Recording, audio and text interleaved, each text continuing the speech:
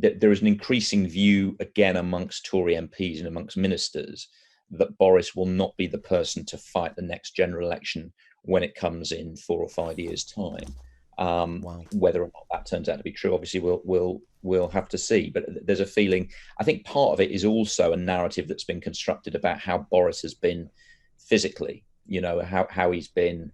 In response. Yeah, well, he nearly died. The illness that nearly killed him, which obviously was very, very serious. Equally, you forget, what he personally has been through over the last 12 months. I mean, obviously he had that experience. He's just had a baby. He took over the leadership of the Conservative Party. He had to break the Brexit logjam. He had to win and fight a general election campaign. He's had to manage the greatest public health crisis in for over a century. All of that within the space of less than 12 months. And there's a feeling that inevitably is going to will have taken a toll of him. What do you think? Is Boris Johnson to blame for failures in the UK's response to coronavirus? Do you think, like me, this behaviour from Tory MPs and even ministers is stunningly disloyal? 0344 499 1000. Val is in Gloucestershire. Val, can you believe what you're hearing? I know. Awful. I can't believe they're doing it. If Boris isn't a Prime Minister in the next election, they won't be getting my vote. Really? Really. It's the first time I've ever voted. I voted for Brexit. I mean, I'm 71, actually. And you'd never voted in your life for a party? Never voted in my life. And it was Boris who made you do it? It was Boris. And, and now, Val, here we are, less than 6 months later, and you've got these disloyal Tory MPs circling him and trying to brief against him. They need to listen to someone like you, I think. I'll tell you what, he's had nothing. I could say it, but I can't. SHIT. since he became leader, everybody plotted against him. Everybody, the Labour, everybody took him to court, and he just fought all the way through it. He fought through it, and he stood there, and no, I'll never vote if he's not leader. No matter how good the next one is, I will not vote. And as for Keir Starmer, he reminds me of Joe Swindon, the Liberal one. Yeah, who's no longer in Parliament. Such a sticky voice, couldn't listen to it. I couldn't. But Keir Starmer is the same. I find him boring, and I can't listen to him. I have to turn him off. I think his best quality, Val, is his big quiff. His big hairstyle. That seems to be the most interesting thing about the man. No, I don't even think it's that. No, I don't. No. Give me Boris's hair any day. So, Val, you're angry about this. You're angry about these disloyal Tory MPs. Oh, God, yeah. Yeah. Well, I think you sum up the mood of the silent majority, so I so appreciate your call. That's Val in Gloucestershire. Do you agree with Val? She voted for the first time in a general election in December. The first time. She's 71 years old. Never voted in her life. And it was Boris Johnson who got her to the polls for the first time. Karen is in Dudley. Karen, what do you reckon? Hi. What Lovely do I to talk. reckon? Okay, and you? I reckon treachery, traitorous, and disgraceful. The red wall turned blue because of Boris Johnson. He listened to the people of this country. He's done everything he possibly can for this country in this brand new virus that no Prime Minister, no country knew what to do, what was coming, how to deal with it. It is disgraceful. The red wall will turn red. Again. If these traitors turn on him. And that is such a powerful message, I think, to these MPs that are doing all of this backstabbing of Boris Johnson. They're not listening to someone like you, Karen. And actually, I mean, and I'll ask this as a question, I'm pretty sure, well, I know I know my answer, but I mean, come on. Jeremy Corbyn would have done a better job, please. Oh, my God. Listen, Boris Johnson has done everything anyone could have done. He has listened to the people of this country. The red wall turned blue because of Boris Johnson. And if these traitors and their treachery and their backstabbing ways have any chance of getting what they're hoping to achieve, the red wall will turn red. Karen, that is such a good warning, I think. Such a good warning. Dave is in Rhymney Valley. Dave, do you agree with Karen? 100%. I mean, let's be honest about it. He took the north of England by listening to the people. He's acted on Brexit, which was the democratic vote of the people. He's pushed it through. He was working in a knowledge vacuum at the start of the pandemic, and by listening to the scientists, got us through this far. The only thing I can criticise is his action on schools. I mean, for the rest of it, he's been right, more or less. And the action has come from putting together the scientific evidence and now lately the political evidence and the pressures coming on him to open up the country again. Not a good... From an economic point of view, it's got to be done. From a health point of view, it hasn't.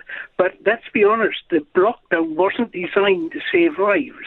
It was designed to keep the NHS functioning and make sure that anybody who needed treatment could get it. And it never even became close to being overwhelmed, Dave. And that was the effect of Boris Johnson. Thank you so much for your call. Overwhelming response from you here. Do keep the calls coming in. 0344 499 1000. Our question of the day. Is Boris Johnson to blame for failures in the UK's response to coronavirus? You heard in my dispatch, I'm very angry about these embittered and trouble-making MPs. But Dan Hodges, one of the best connected reporters in Westminster, writing in his column that there is now serious talk amongst Tory MPs and even some ministers working for Boris Johnson, that perhaps he may not be there as leader by the time the next election rolls around. Louisa is in Macclesfield. Louisa, you were a Boris Johnson voter? For the first time, Dan, I was a Labour supporter all my life. No way. When I lived in Scotland, yes, voted Labour all my life, just basically because that's what my mum and dad did. And was it Boris, Louisa, that made you change your vote? Boris. It was. Well, not really. I wanted Brexit. I voted for Brexit, and of course, when Labour turned round and did their humming and hawing, I really wanted to vote Brexit Party, but tactically I knew that couldn't, it wouldn't happen properly, so I voted Conservative. But I am honest, Boris has grown on me humongously. He's been really, what? Sorry. He's grown on me lots. So how do you feel, Louisa, when you hear these anonymous, gutless Tory MPs and ministers slagging him off?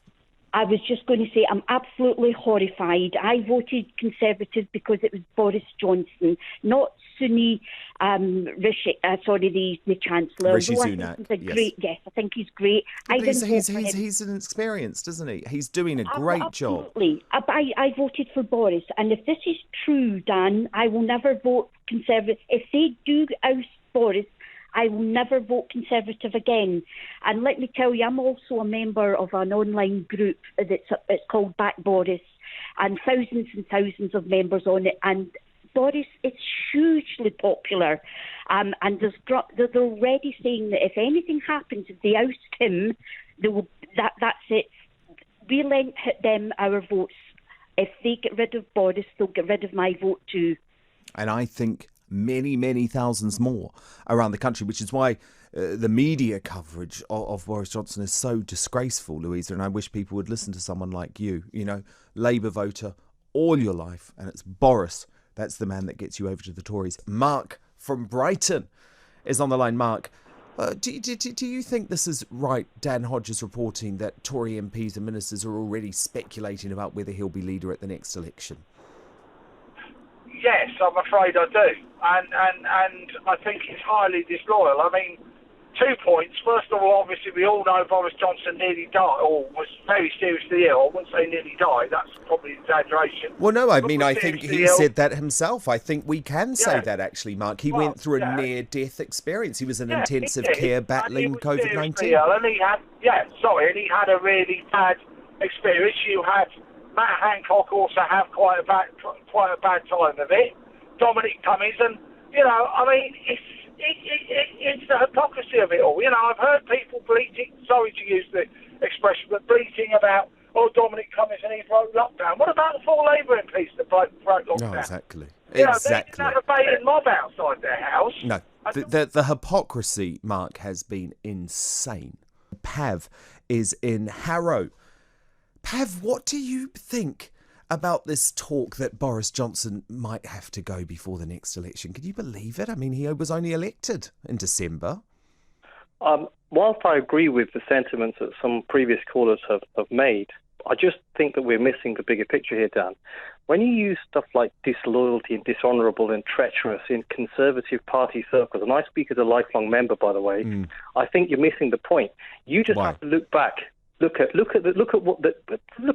of the most famous prime ministers: Peel, Austin Chamberlain, Thatcher, Macmillan, Neville Chamberlain. Yes, different spheres, but the thing is, this is a party which has built its reputation on not worrying too much about sentiments or ideology, but worrying about jettisoning anybody who they think might turn around and be an impediment to their thirst for power. Yeah. Now, we can argue all we want about it, but it's there in the history book. Well, no, and I agree, Pav. I think you're totally right putting that in a historic context. But here's the point, right? Thatcher maybe would have lost the 92 election. We'll never know. Major won it. At this point, I see absolutely zero evidence that there is anyone in the Tory party that would have a better shot at the next election than Boris Johnson. I agree with you, and I think that has perhaps most accentuated when Boris was in hospital for various gravity. My there was goodness, the no country leadership. missed him. Absolutely. And you know, you even heard people from the opposite divide saying, you know, at least he's back, at least the Prime Minister's back. So I wholeheartedly agree with you, but I still think that fundamentally to a lot of these people, I know different people in different genres have different attitudes, but this is essentially what they're about. This is about the Conservatives, and like I said, they will be looking at the longer-term picture. I agree with what you said, and I think, in fairness, Dan Hodges tried to nuance it a bit by suggesting that there were, you know, murmurings. Yes. And I think we saw some of that in the Cummings issue. Well, yes, but he quoted MPs and he quoted ministers. He's a very well-connected columnist, of course, and there is the suggestion of the Remainers left in the Tory ranks, but the point is that feeling is out there. Pav, thank you for putting it in a historical context, because I think that's important and also very fascinating. Thank you so much.